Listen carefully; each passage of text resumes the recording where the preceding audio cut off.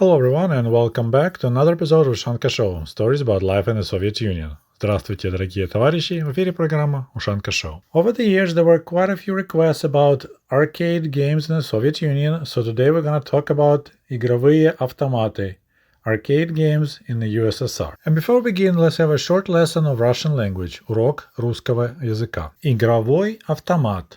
Игровой автомат. It could be translated as a game machine.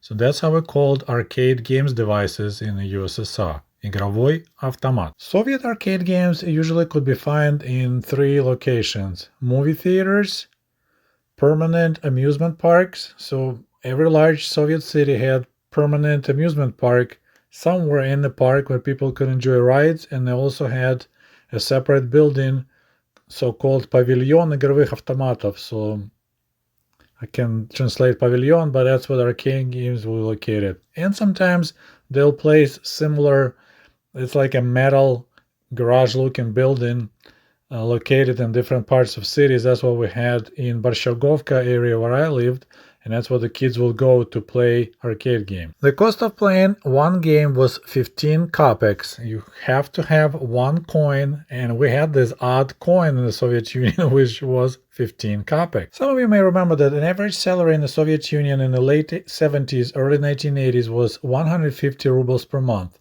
So let's do a comparison, paying 15 kopeks for one arcade game in the Soviet Union versus paying 25 cents per game in the early 80s in the United States. And I just looked it up, and if Google doesn't lie, an average salary in America in early 1980s was $1,000 per month.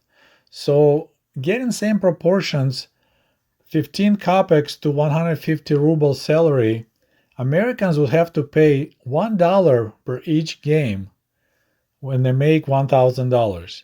So playing arcade games in America was 4 times cheaper than playing arcade games in the USSR. And of course, if you compare buying power of 15 kopeks, it makes the whole picture even uglier, because you could ride a bus in the Soviet Union 3 times for 15 kopeks, because our bus rides were 5 kopeks. And I know it's not exactly a fair comparison, but I just looked it up again. Bus ride in New York City right now is $2.90, almost $3. So paying 15 kopeks for an arcade game, it'll be like almost paying $9 if you look at how many times you can ride a bus in New York City right now. Similarly, for 16 kopeks, you could buy a loaf of nice bread. And of course, it was heavily subsidized, but still, one game, a loaf of bread. So that's a lot of money. By the way, if you're interested in the topic of the buying power of Soviet money, I already have an extra long 1-hour video when I discuss what you could buy for 1 or 2 or 3 or 5 or 10 kopeks. Links will be below in the comment section. Okay, now back to the arcade games. So there was only one time that I remember that my father took me to this pavilion of arcade games, Zal игровых автоматов. There was a separate metal building, no windows if I remember. And it was about 15 minutes bus ride from our place. And he let me spend 3 rubles there.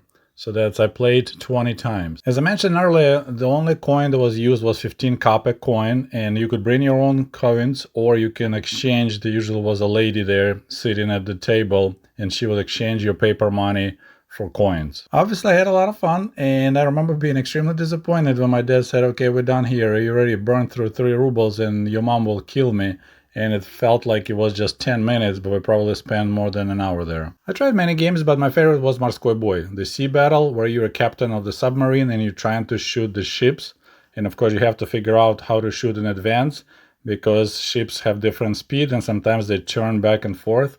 So that was a lot of fun.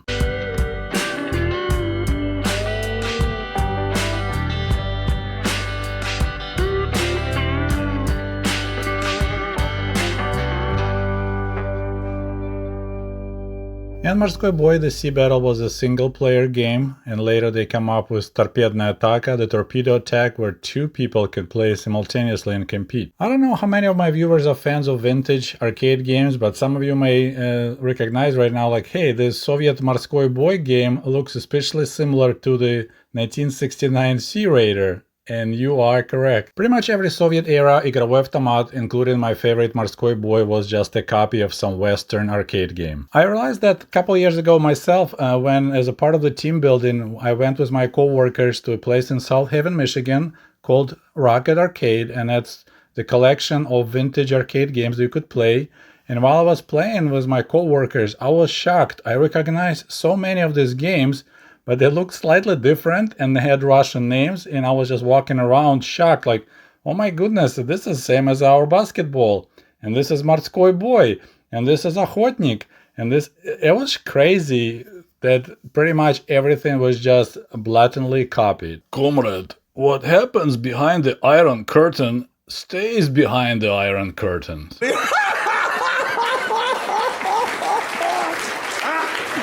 Чего не смеетесь-то? Не смешно? Не поняли, да? Это Россия. Let's look at some examples. As I mentioned earlier, Soviet Morskoy Boy, made in 1974, was just a carbon copy of Sea Raider by Midway from 1969. Our basketball was just a copy of Sega Basketball from 1966. The bird shooting game Ni Pucha Ni Pera, which is kind of like a good luck wish for the hunter, was nothing else but 1969 Sega Duck Hunt. Игровой автомат Кран, man, I hated that game, it was such a scam. It's 1968 Sega Skill Digger. Игровой автомат Удачный выстрел, The Lucky Shot, was just a copy of Segasa Safari from 1970. I like that game a lot. If you have a buddy to compete with, that was a lot of fun. The racing game Obgon, The Passing, is 1969 Sega Grand Prix. Soviet Master Pilot was 1971 Stunt Pilot. I didn't like that one at all. I think I remember playing a couple of times and like, okay, this is stupid. I don't recall this game, but we had a so-called Zimняя Охота, Winter Hunting, which was 1976 Hunt Club. And Soviet Skachki, the horse race, was 1975 Atari Steeplechase. Even such a basic game as a hockey was a copy of a Czechs Bubble Hockey from 1983. I never wanted to waste my money, precious 15 kopeks, on this one because I had a similar table game at home, so I always avoided this one. I couldn't find what Sniper was copied from, but there was another game I liked a lot, that you shoot at the targets and a gun actually had a kickback, so that was pretty fun. We also had this arcade game called Память, the memory. I don't recall, my memory is not that good, but apparently it's showing you different shapes and you're supposed to memorize them and then push the right button. And I'm not sure if it's original design or was also borrowed from the West. And here are the instructions for my favorite game, Morskoy Boy Sea Battle. Drop the coin. After sign comes on, says launch, you can launch the torpedo. You need to move the periscope to the moving target with some упреждение, so ahead of the target, and then you push the button on the right handle.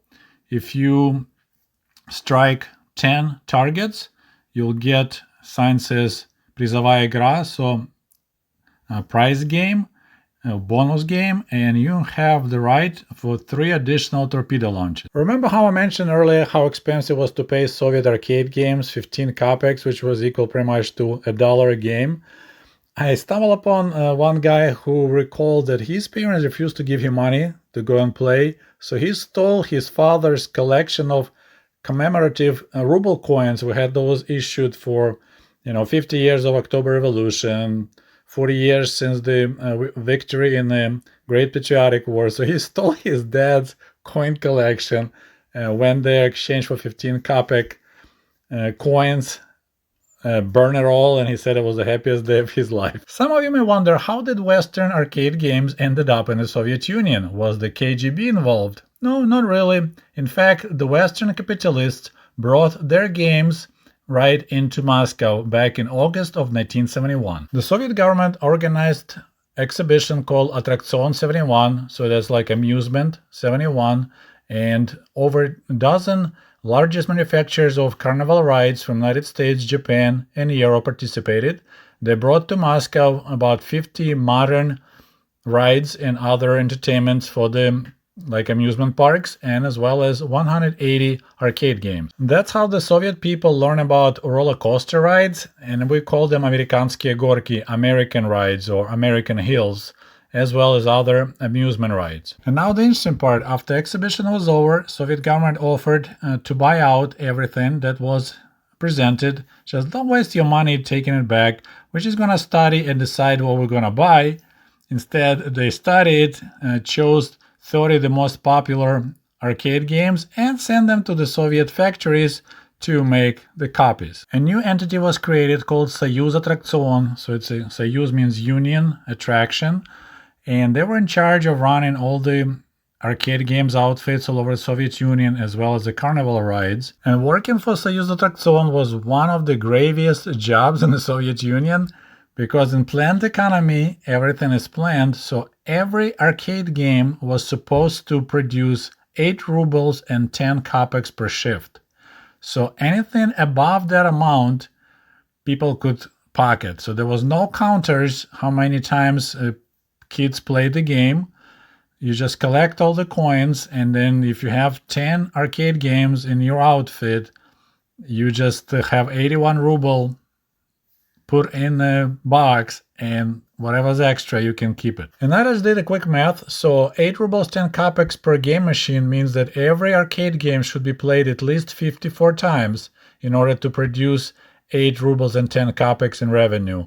So of course, some could be broken, some could be not popular, but as long as you submit 8 rubles 10 kopeks per machine, no one will be asking questions why you're not performing according to the plan. The majority of Soviet arcade games were manufactured at so-called оборонные заводы, defense factories. That's how the Soviet government was trying to deal with the shortage of goods.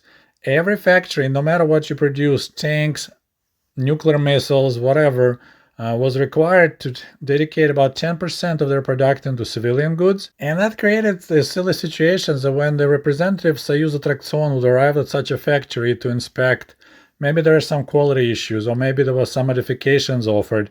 So they had to be blindfolded, being walked through the factory so they don't see the production of whatever mega secret new military equipment, and they will go blindfolded to this special corner with arcade games, and only then they could see what's going on. But by the early 1990s, Soviet arcade games became obsolete, just like many other things, including the Soviet Union.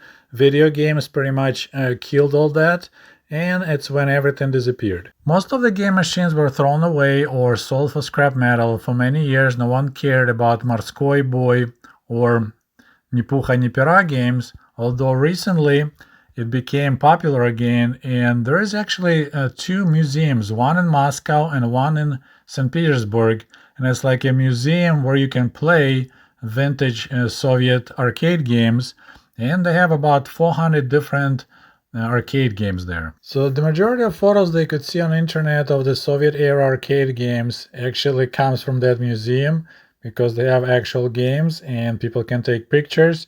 And that's what a lot of photos that I used came from that museum. Well, my friends, all I can tell you about Soviet игровые автоматы. I hope you enjoyed this video, and if you did, please don't forget to like it, share it with your friends, and I'll talk to you soon. До свидания. Goodbye.